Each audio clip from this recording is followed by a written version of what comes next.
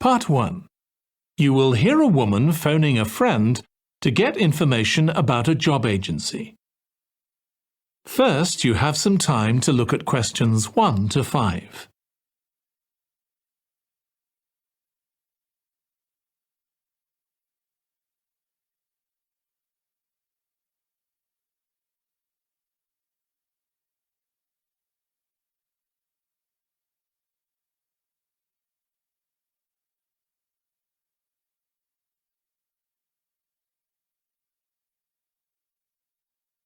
Now listen carefully and answer questions 1 to 5. Hello, William. This is Amber. You said to phone if I wanted to get more information about the job agency you mentioned. Is now a good time? Hi, Amber. Yes, fine. So the agency I was talking about is called Bankside. They're based in Docklands. I can tell you the address now, 497 East Side. OK, thanks. So is there anyone in particular I should speak to there? The agent I always deal with is called Becky Jameson. Let me write that down. Becky Jameson. Jameson.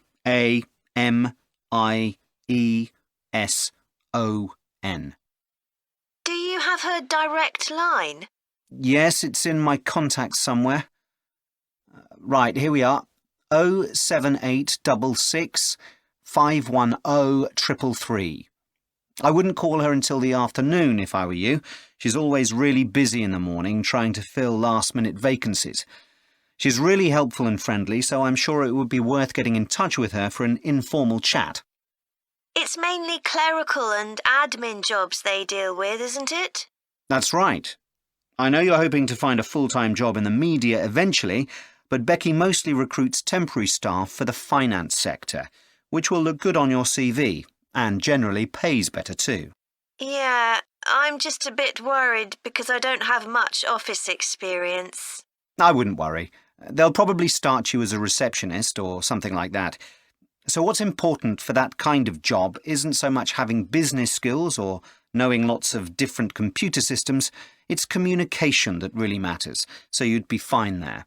And you'll pick up office skills really quickly on the job. It's not that complicated. OK, good. So how long do people generally need temporary staff for?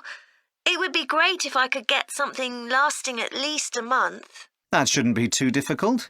But you're more likely to be offered something for a week at first, which might get extended. It's unusual to be sent somewhere for just a day or two. Right. I've heard the pay isn't too bad. Better than working in a shop or a restaurant. Oh, yes, definitely.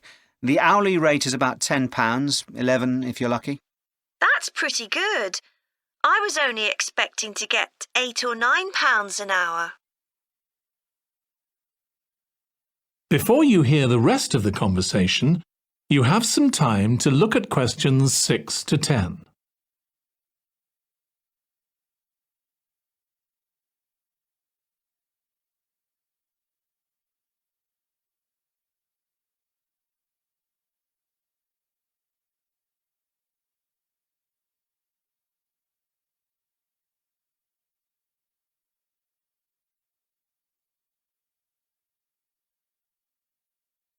Now listen and answer questions 6 to 10. Do you want me to tell you anything about the registration process? Yes, please.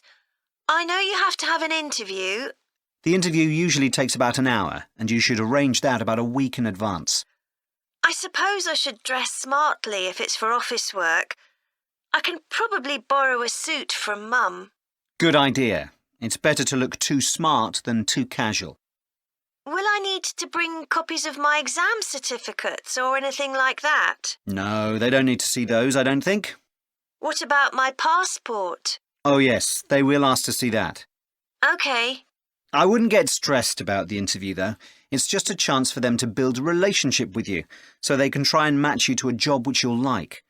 So there are questions about personality that they always ask candidates, fairly basic ones, and they probably won't ask anything too difficult, like what your plans are for the future. Hope not. Anyway, there are lots of benefits to using an agency. For example, the interview will be useful because they'll give you feedback on your performance so you can improve next time. And they'll have access to jobs which aren't advertised. Exactly. Most temporary jobs aren't advertised. And I expect finding a temporary job this way takes a lot less time. It's much easier than ringing up individual companies. Yes, indeed. Well, I think I've covered it. That is the end of part 1. You now have 1 minute to check your answers to part 1.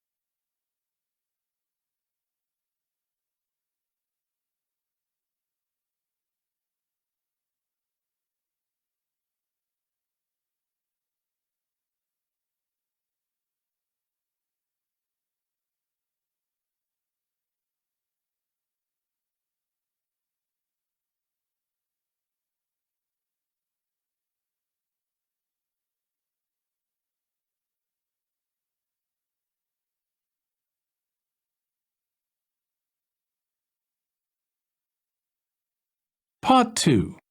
You will hear a woman giving a presentation about a holiday on an island in Britain that her company organises. First, you have some time to look at questions 11 to 14.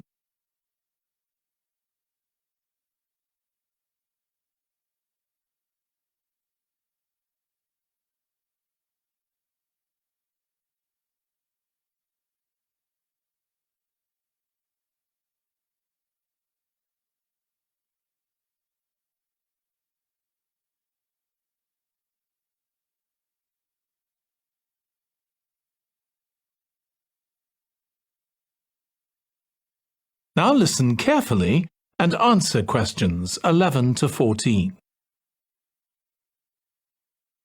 Good morning. My name's Erica Matthews, and I'm the owner of Matthews Island Holidays, a company set up by my parents. Thank you for coming to this presentation, in which I hope to interest you in what we have to offer. We're a small family-run company, and we believe in the importance of the personal touch. So we don't aim to compete with other companies on the number of customers. What we do is build on our many years' experience, more than almost any other rail holiday company, to ensure we provide perfect holidays in a small number of destinations, which we've got to know extremely well. I'll start with our 6-day Isle of Man holiday. This is a fascinating island in the Irish Sea, with Wales to the south, England to the east, Scotland to the north, and Northern Ireland to the west. Our holiday starts in Heysham, where your tour manager will meet you. Then you'll travel by ferry to the Isle of Man. Some people prefer to fly from Luton instead, and another popular option is to go by train to Liverpool and take a ferry from there. You have 5 nights in the hotel, and the price covers 5 breakfasts and dinners, and lunch on the 3 days when there are organised trips. Day 4 is free, and most people have lunch in a cafe or restaurant in Douglas. The price of the holiday includes the ferry to the Isle of Man, all travel on the island, the hotel, and the meals I've mentioned.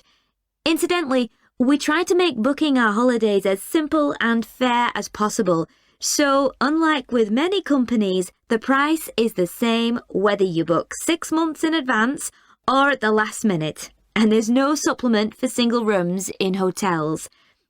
If you make a booking, then need to change the start date, for example because of illness, you're welcome to change to an alternative date or a different tour for a small administrative fee. Before you hear the rest of the talk, You have some time to look at questions 15 to 20.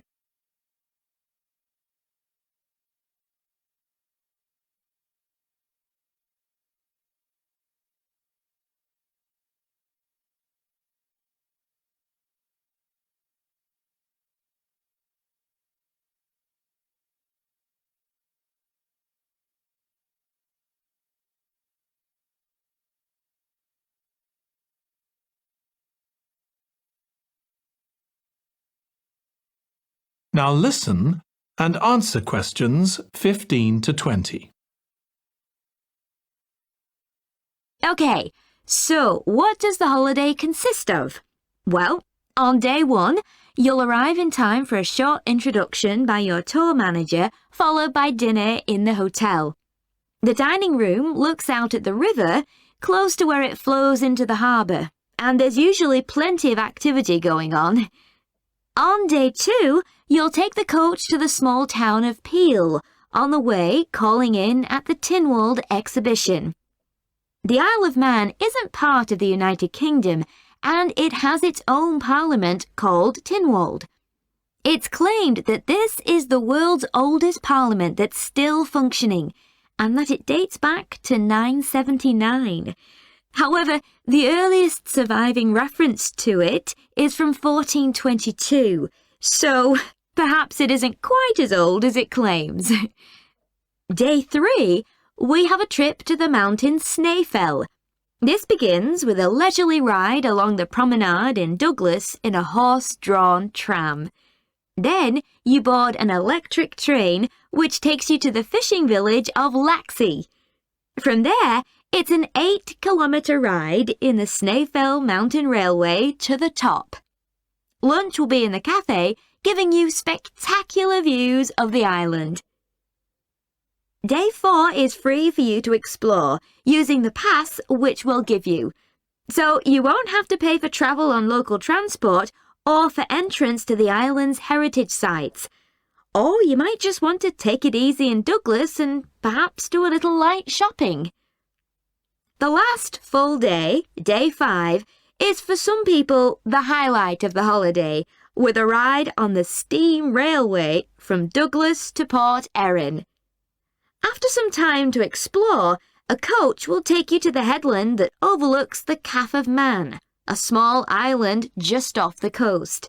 From there, you continue to Castletown, which used to be the capital of the Isle of Man and its medieval castle. And on day 6, it's back to the ferry, or the airport if you flew to the island, and time to go home.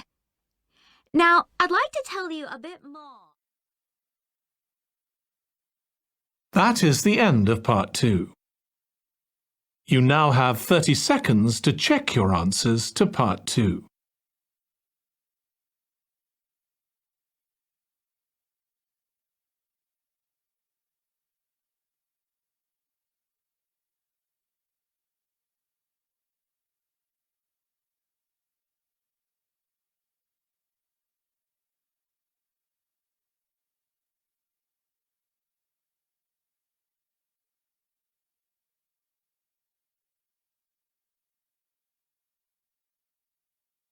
Part 3.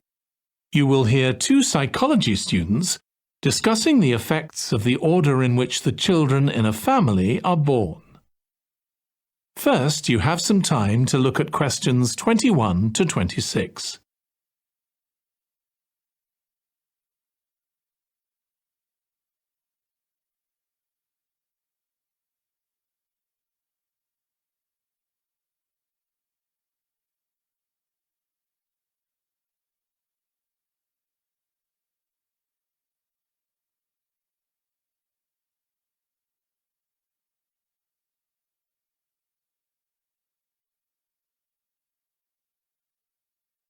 Now listen carefully and answer questions 21 to 26. Ed, how are you getting on with the reading for our presentation next week? Well, OK, Ruth, but there's so much of it. I know. I hadn't realised birth order was such a popular area of research. But the stuff on birth order and personality is mostly unreliable. From what I've been reading, a lot of the claims about how your position in the family determines certain personality traits are just stereotypes, with no robust evidence to support them. OK, but that's an interesting point. We could start by outlining what previous research has shown. There are studies going back over 100 years. Yeah, so we could just run through some of the typical traits. Like the consensus seems to be that oldest children are generally less well-adjusted because they never get over the arrival of a younger sibling. Right, but on a positive note, some studies claim that they were thought to be good at nurturing. Certainly in the past, when people had large families, they would have been expected to look after the younger ones. There isn't such a clear picture for middle children, but one trait that a lot of the studies mention is that they are easier to get on with than older or younger siblings. Generally eager to please and helpful, although that's certainly not accurate as far as my family goes. My middle brother was a nightmare, always causing fights and envious of whatever I had. As I said, none of this seems to relate to my own experience. I'm the youngest in my family, and I don't recognise myself in any of the studies I've read about.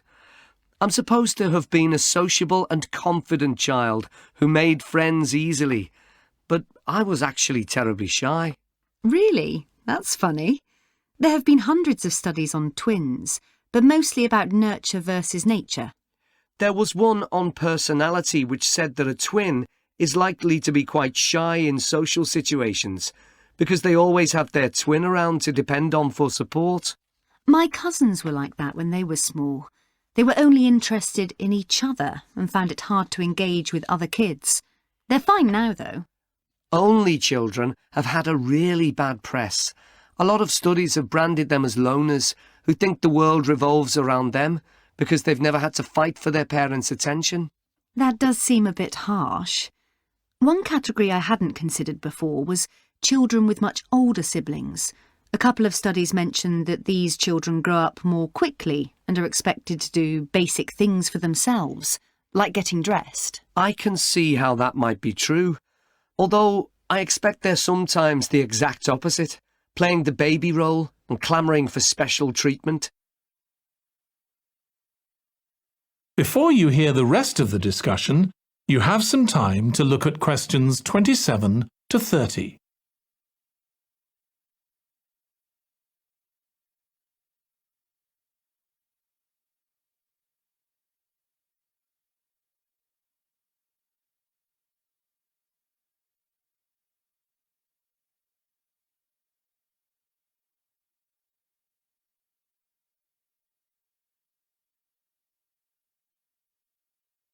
Now listen and answer questions 27 to 30.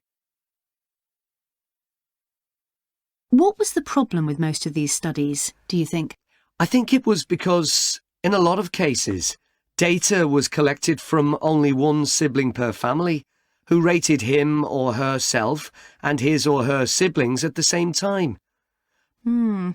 Some of the old research into the relationship between birth order and academic achievement has been proved to be accurate, though.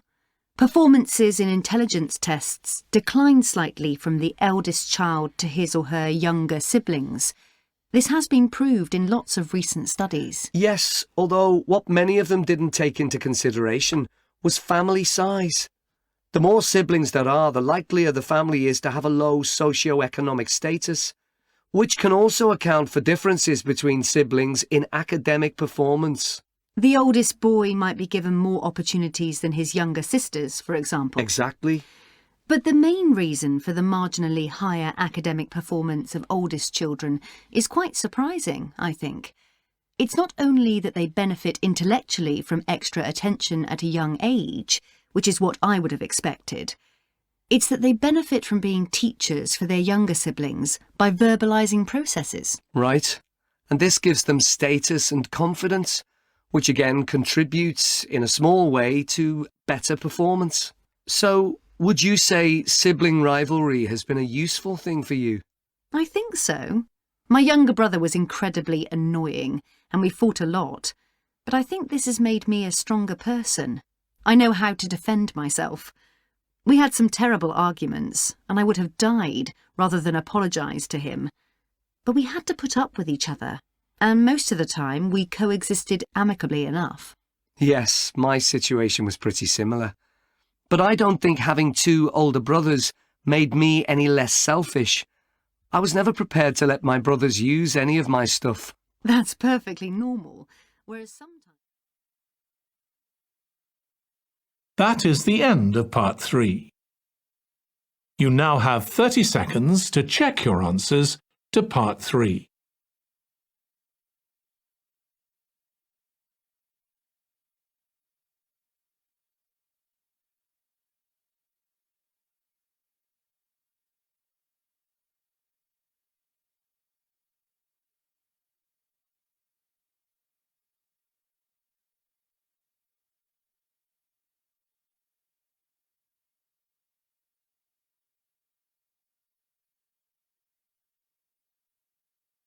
Part 4. You will hear a student giving a presentation about a type of tree known as the eucalyptus, which is common in Australia. First, you have some time to look at questions 31 to 40.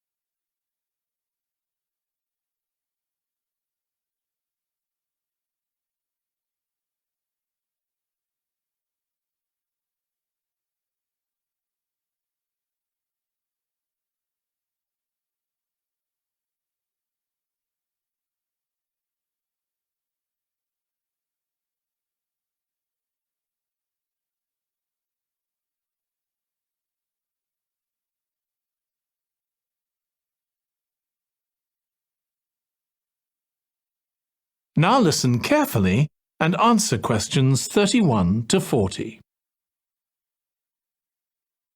Today, I'm going to talk about the eucalyptus tree. This is a very common tree here in Australia, where it's also sometimes called the gum tree. First, I'm going to talk about why it's important. Then I'm going to describe some problems it faces at present. Right, well, the eucalyptus tree is an important tree for lots of reasons. For example, it gives shelter to creatures like birds and bats, and these and other species also depend on it for food, particularly the nectar from its flowers. So it supports biodiversity.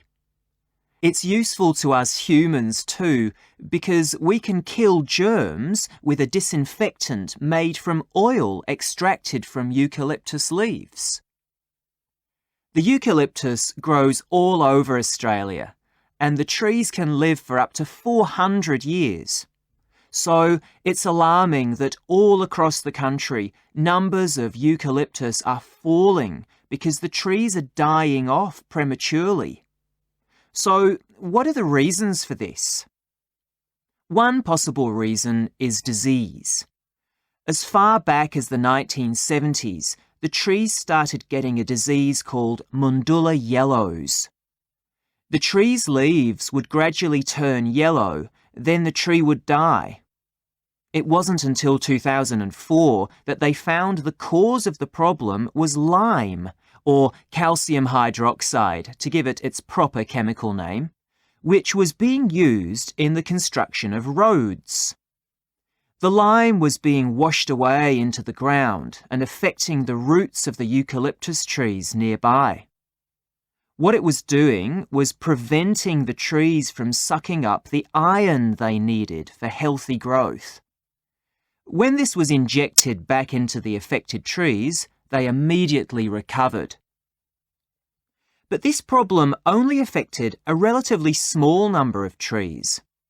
By 2000, huge numbers of eucalyptus were dying along Australia's east coast of a disease known as Bell minor associated dieback. The bell miner is a bird, and the disease seems to be common where there are high populations of bell miners. Again, it's the leaves of the trees that are affected. What happens is that insects settle on the leaves and eat their way round them, destroying them as they go, and at the same time they secrete a solution which has sugar in it. The bell miner birds really like this solution, and in order to get as much as possible, they keep away other creatures that might try to get it. So these birds and insects flourish at the expense of other species, and eventually so much damage is done to the leaves that the tree dies.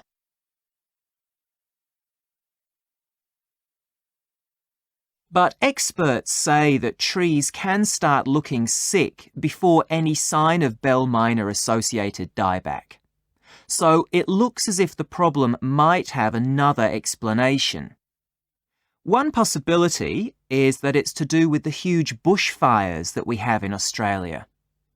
A theory proposed over 40 years ago by ecologist William Jackson is that the frequency of bushfires in a particular region affects the type of vegetation that grows there. If there are very frequent bushfires in a region, this encourages grass to grow afterwards, while if the bushfires are rather less frequent, this results in the growth of eucalyptus forests. So why is this? Why do fairly frequent bushfires actually support the growth of eucalyptus? Well, one reason is that the fire stops the growth of other species which would consume water needed by eucalyptus trees. And there's another reason. If these other quick-growing species of bushes and plants are allowed to proliferate, they harm the eucalyptus in another way by affecting the composition of the soil and removing nutrients from it.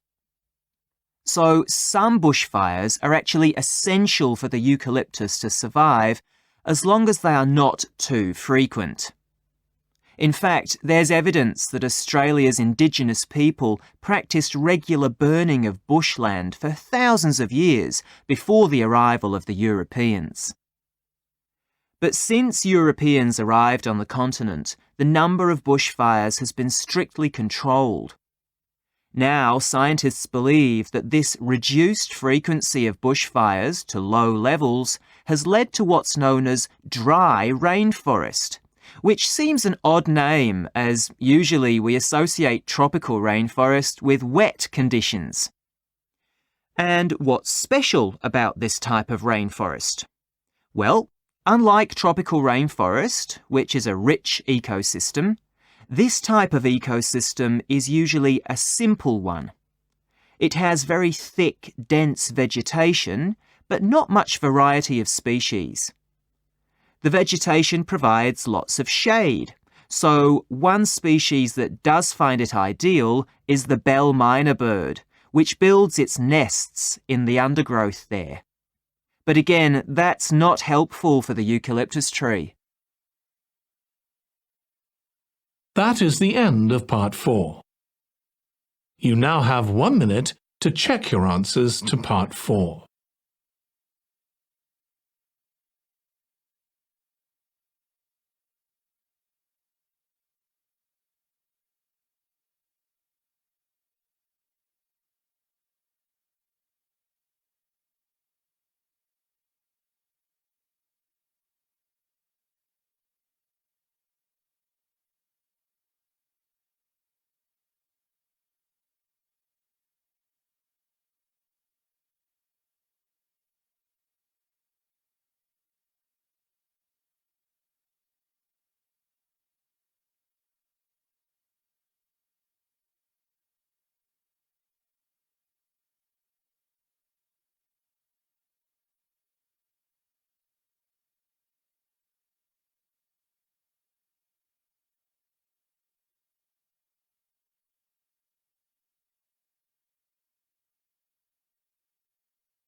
That is the end of the listening test.